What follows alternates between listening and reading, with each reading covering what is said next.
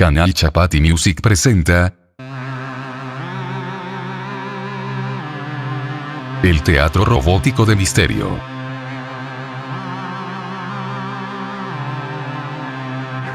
Hoy representará un loquen drama escrito y realizado por J. Villalonga. Sagitas 4.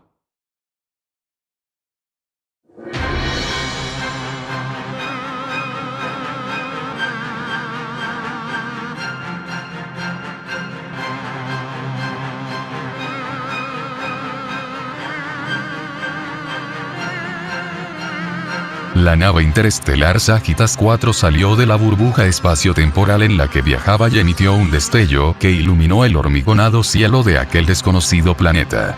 Apenas un segundo antes, Beaumont había dicho en voz alta: las lecturas no son normales. Si bien esto causó un significativo revuelo en la tripulación, el hecho era que habían concluido su viaje con éxito, y desde luego aquel no era un viaje cualquiera. Así que, cuando el capitán de misión Scott vociferó con su natural gesto altivo: damas y caballeros, hemos concluido con éxito el primer viaje interestelar en la historia de la humanidad, y ahora somos parte de esa historia. El lógico alboroto que causó el fugaz festejo, hizo que aquellas lecturas que nadie alcanzaba a comprender cayesen en el olvido. Una vez recuperada la sobriedad digna del evento, la tripulación se dispuso a completar su programa. El capitán ordenó posicionar la nave en una órbita a 800 kilómetros de altitud, e inmediatamente después, comenzó la voraz recogida de datos. Apenas 2 órbitas después, la relativa tranquilidad se veía interrumpida por una segunda anomalía. Algo emite un pulso de radio ahí abajo. García reposó sus gafas sobre la consola y se recogió la melena en un desgarbado moño. Deberíamos ver qué es, dijo sin ocultar cierta preocupación. El capitán se abalanzó sobre la pantalla del ordenador y se relamió. Aquellos datos eran tan confusos como tentadores, así que apenas tardó un par de minutos en ordenar el aterrizaje de la nave. Scott no era uno de esos hombres que dejan pasar las oportunidades por una duda o falta de decisión. Aunque en su caso, quizás fue una errónea concepción del término valentía. Beaumont. Sí. Johar. señor. Descenderán conmigo y tendrán el honor de ser los primeros seres humanos que caminan por la superficie de un planeta de otro sistema solar. Aún tenemos 8 horas antes de la hora programada para la vuelta, aprovechémoslas. Johar.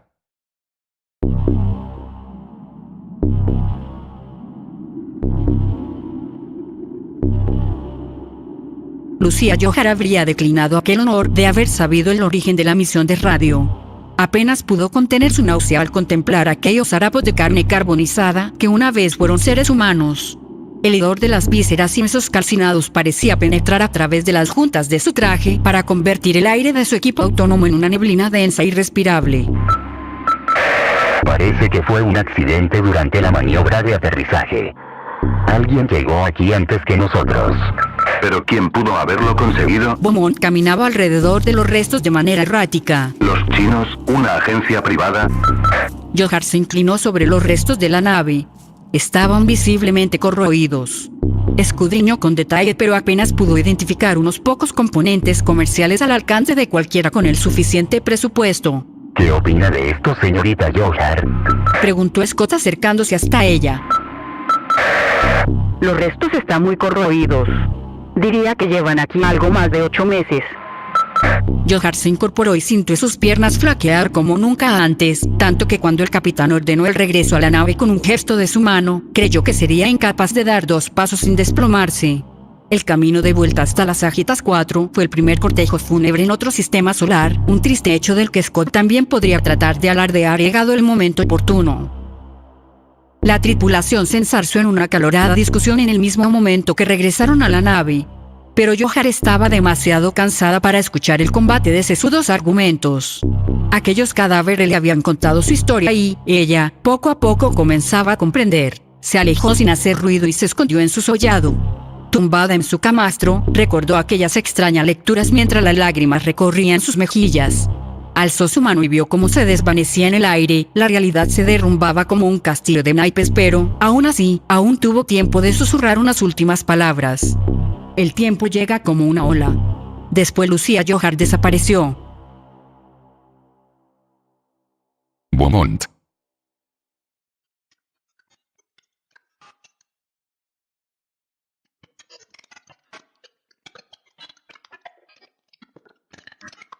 Beaumont se giró levemente y miró alrededor de la sala de reuniones de las Ágitas 4 sin ocultar su súbita ansiedad.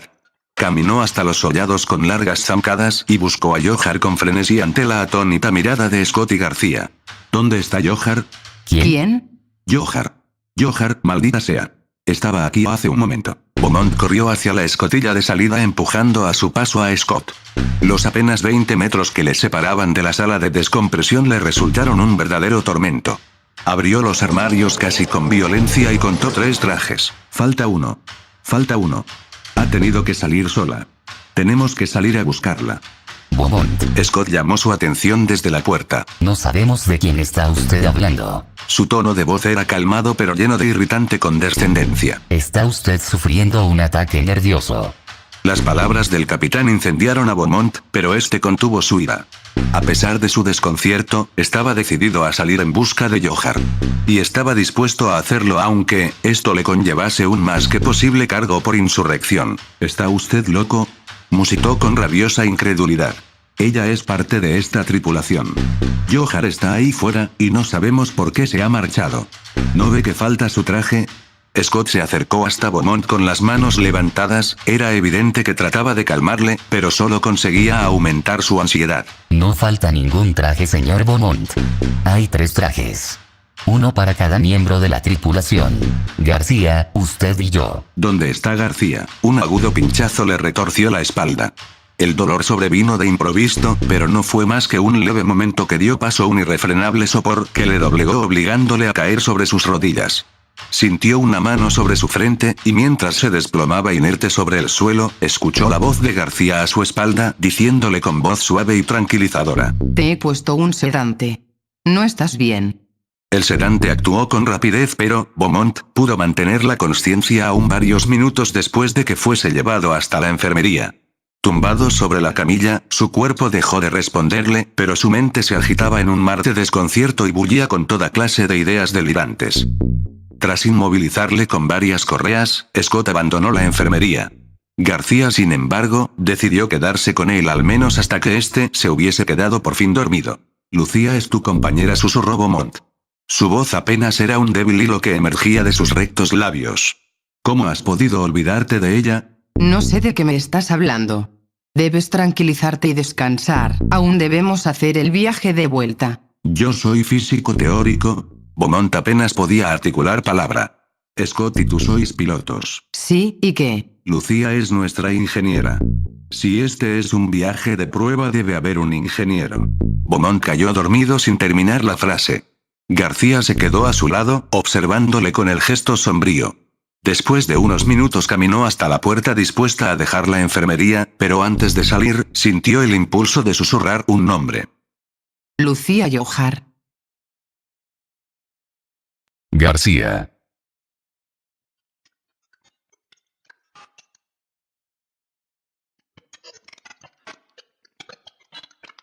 Las cifras y datos revoloteaban por la pantalla del ordenador como polillas inquietas. García contemplaba ausente aquel baile sin verlo. Como si contemplase la pantalla desde un lugar distante y un tiempo remoto.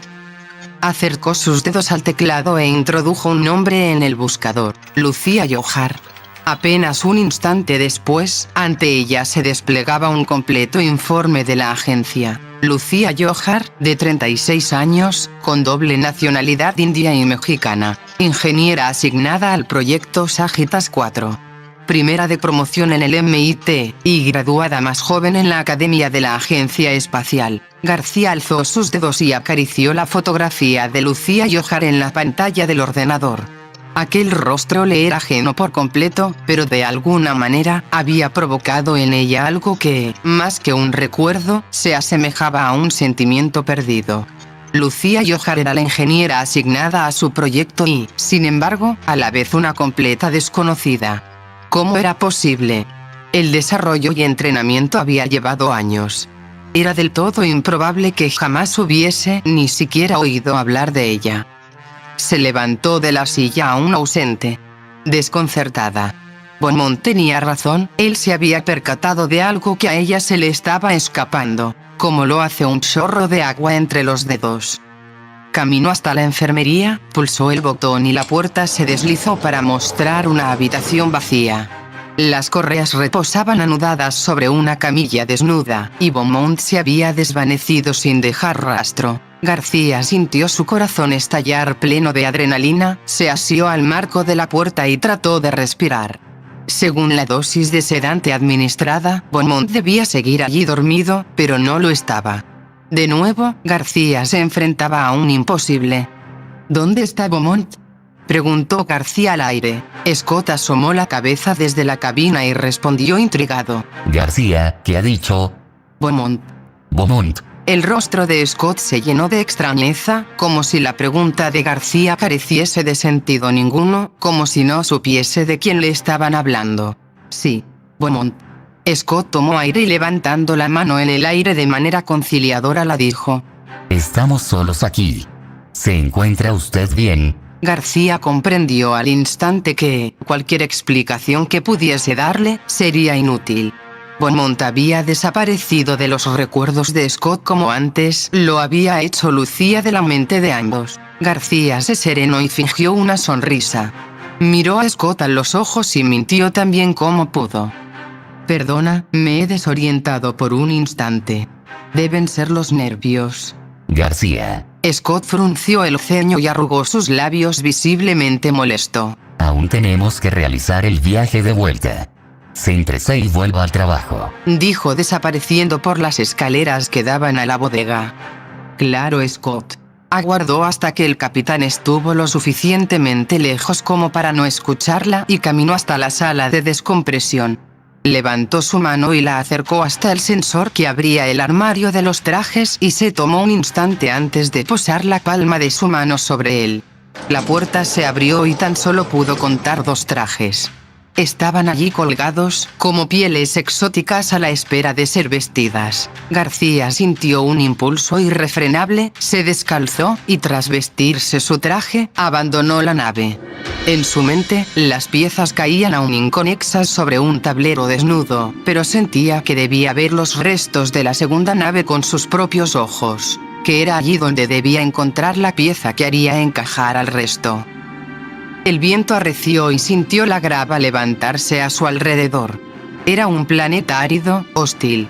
Era evidente que no quería ser habitado. Y sin embargo, allí estaban ellos, caminando por su piel muerta como ácaros molestos. García. El silencio se vio interrumpido por la distante voz de Scott. ¿Qué está haciendo usted? La veo en el radar. ¿Por qué está usted camino de los restos de la nave? Es necesario, capitán. Escúchenme. García, resta menos de 1 hora para la partida. Si no da la vuelta inmediatamente, me veré obligado a abandonarla en este planeta. Sabe que no puedo parar el reloj. Beaumont ha desaparecido en la enfermería, y sospecho que lo que nos ha contado sobre Johar es cierto, Scott. No entiendo por qué no te acuerdas, pero tienes que creerme, éramos al menos 4 personas cuando llegamos. No ponga mi paciencia a prueba, García. No me temblará la mano a la hora de pulsar el botón, esta es mi última advertencia. García llevó la mano al interruptor de la radio y cortó la conexión. No era capaz de encontrar un motivo lógico para seguir adelante. Pero a pesar de todo, continuó caminando a paso ligero a través de la tormenta. Era un sentimiento visceral, instintivo, una atracción magnética que la arrastraba entre las dunas. Ante ella aparecieron los restos de la nave estrellada. Parecía el cadáver calcinado de un monstruo de otros tiempos. Un mastodonte con huesos de metal y plástico. Una momia reseca, de piel rígida y tensa, mecida al viento. Se abrió paso con torpeza entre mamparos desgarrados y cables como venas que asomaban de entre la musculatura de la nave y alcanzó lo que una vez debió haber sido la sala de comando. La visión de los cuerpos calcinados le resultó más perturbadora de lo que había previsto. Cerró los ojos y contó hasta 5 antes de atreverse a dar el primer paso que la llevó hasta las sillas de los pilotos. Sus cuerpos habían quedado reducidos a esqueletos ennegrecidos que observaban perpetuamente los instrumentos. Sus rostros y trajes eran harapos irreconocibles. La respiración de García se agitó y las lágrimas brotaron de sus ojos sin que pudiese contenerlas. Tampoco quiso hacerlo. Centró su atención en uno de los cuerpos, el más menudo de ellos. Levantó su mano, posó su guante en la mandíbula del cadáver y la abrió. Encendió la luz exterior de su traje y observó con detenimiento las piezas dentales. Entre todas ellas destacaba una de las muelas, una muela partida en la mandíbula inferior derecha. García movió su lengua y recorrió ese mismo hueco en su boca. Su mano se resbaló sin fuerza y quedó tendida sobre su cuerpo muerto en la silla. Dejó escapar un sollozo, se abrazó, y dejó su mirada perdida en el ventanal que se abría ante ella. En la lejanía, perdidos entre las dunas, había más monstruos muertos, docenas, cientos. ¿Cuántas veces ha ocurrido? Los motores de las Ágitas 4 sonaron en la distancia. Scott partía sin ella. García giró su cabeza, miró al cielo entre las vigas retorcidas y vio la estela de su nave elevarse en aquel cielo pétreo. Sabía que Scott no llegaría muy lejos. Miró de nuevo al horizonte y aguardó a que también llegase su momento.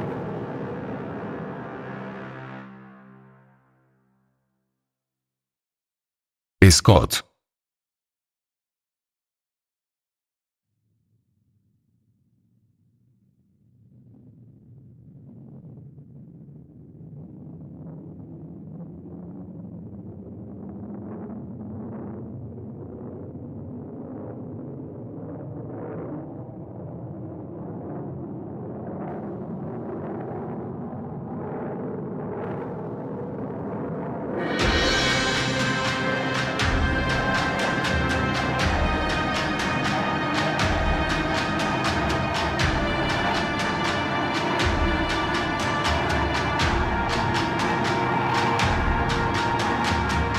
Las Ágitas 4 se agitaba como un toro bravo, tratando de remontar los rápidos de un río.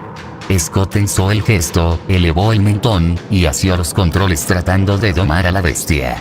La vibración recorrió su brazo como una descarga eléctrica y Scott sonrió como un niño cuando sintió el poder de los motores en sus manos. El supremo tótem de la creación humana deslumbraba aquel nuevo mundo con Scott a los mandos. Una nueva oleada de turbulencias sacudió la nave y su estructura se retorció, la bestia chilló de dolor y Scott gritó con ella.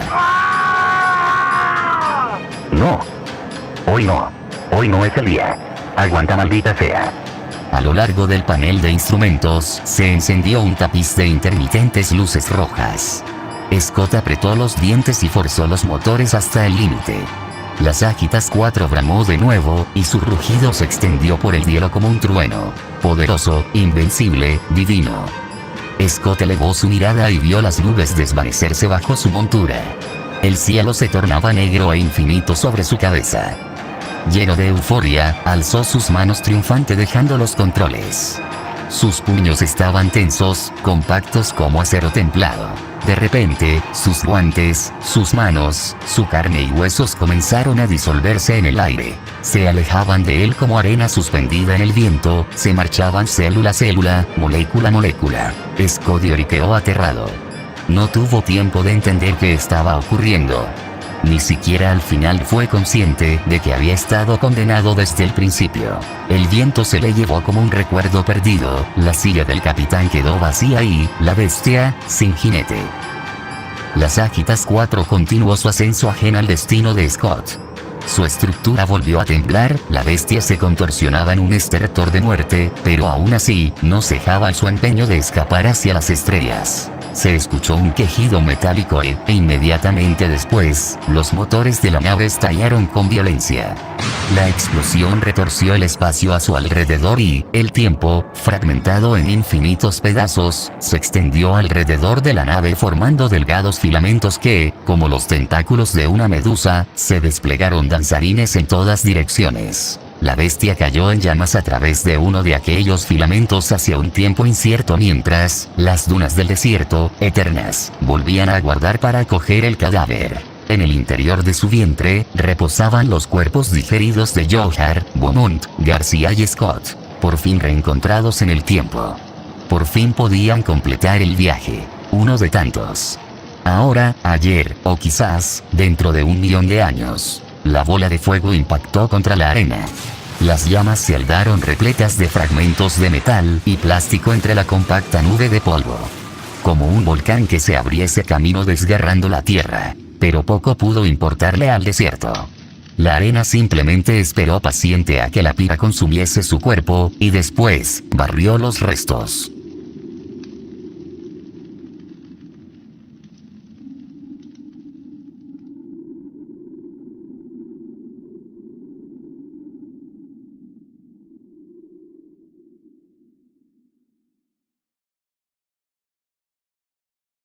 Epílogo.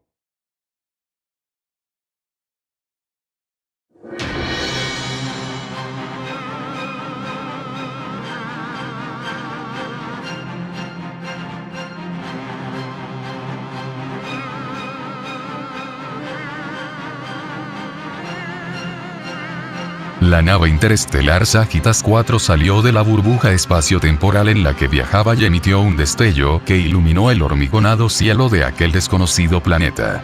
Apenas un segundo antes, Beaumont había dicho en voz alta: Las lecturas no son normales. Si bien esto causó un significativo revuelo en la tripulación, el hecho era que habían concluido su viaje con éxito, y desde luego aquel no era un viaje cualquiera. Así que, cuando el capitán de misión Scott vociferó con su natural gesto altivo: Damas y caballeros, hemos concluido con éxito el primer viaje interestelar en la historia de la humanidad, y ahora somos parte de esa historia. El lógico alboroto que causó el fugaz festejo hizo que aquellas